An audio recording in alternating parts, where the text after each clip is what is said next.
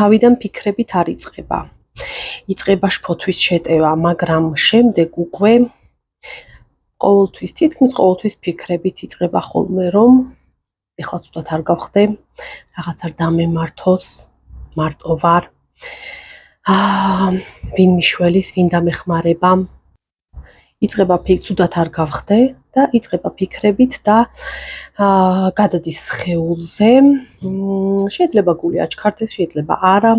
სუნთქვა ზედაპირულია, გახშირებულია, შეიძლება პირი გაგიშრეს, შეიძლება კანკალი გქონდეს, ხელების გაგიხურდეს, კიდურები, ამ პირიქით გაიყინოს. შეიძლება ტალღა გივლიდეს შფოთვის სხეულში, გაბრუებული ხარ, ვერ კონცენტრირდები. სიმპტომები ფიზიკური სხვადასხვანაირია, მაგრამ მთავარი ის არის, რომ შფოთავ, ეს არ არის პანიკური შეტევა, ეს არის შფოთვის შეტევა, როდესაც გონია, რომ ეხლა ვიღაცა უნდა დაგეხმაროს, თორე ცუდად გახდები, ანუ რაღაც შიშწყავ ხარ ატანილი, გინდა რომ ვიღაცას დაურეკო, სასწრაფოს დაურეკო, მეგობარს დაურეკო, გახვიდე სახლიდან, არ ვიცი, ვიღაცასთან მიხვიდე, ხო მოკლედ, ეძებ გადარჩენას. ეს არის შფოთვის შემოტევა, რომელიც ძალიან ბევრ ადამიანს აწუხებს, ძალიან ბევრ ადამიანს დედამიწაზე და რაც უნდა იცოდე არის შემდეგი. პირველი, არაფერი არ მოგივა, არანაირად ცუდად არ ხდები, მხოლოდ შფოთვის შეტევა გაქვს. მხოლოდ გეშინია. მეორე, არ გაგიჟდები.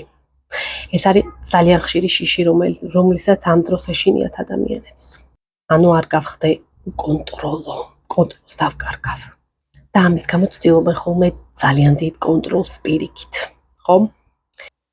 მესამე, ყურადღება მიაქცია სუნთქვას. ძალიან მნიშვნელოვანია სუნთქვის ტექნიკები ამ დროს.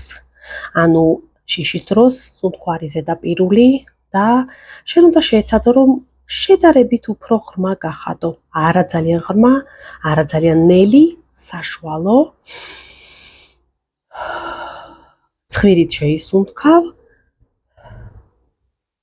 პირით გამოისუნთქავ. ეცადე, რომ შეანელო ცოტათი ვიდრე გაქვს სუნთქვა. ოღონდ ძალიანაც არა. სუფთა ჰაერი და სუნთქვა, სუფთა ჰაერი ჟანგბადი გონებას უფრო გახსნის და შედარებით დამშვიდებს და უფრო კონცენტრირებულს გახდის. ასევე დაგეხმარება, რომ ირგვლივ ყურადღება გადაიტანო რაღაცა ნივთებზე, აი გარემოზე, დააკვირდი გარემოს, დაითვალე რაღაც ნივთები, შეეხე, ტექსტურა იგრძენი, დააკვირდი ფერებს, ანუ გაძლიერე რაღაც აი დეტალებზე დაკვირვება.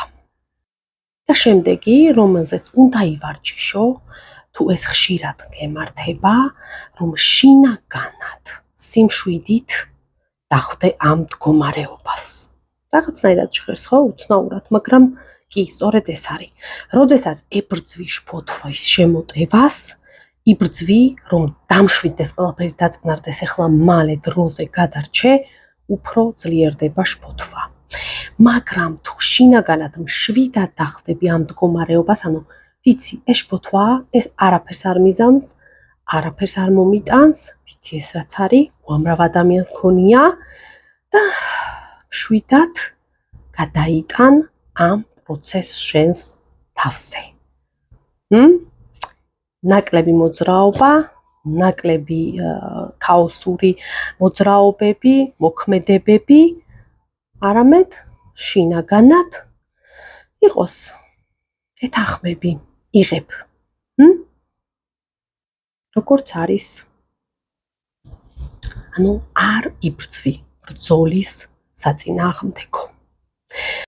და ბოლოს, თუ კიდევ გინდა რომ იმუშაო ამ საკითხზე, ჩაეწერე კონსულტაციაზე, მოდი, მიდი ფსიქოლოგთან, ჩემთან, სხვასთან და შეისწავლე რა არის ეს მდგომარეობა, ეს ძალიან მნიშვნელოვანია და დაიწყე თანმიმდევრული მუშაობა.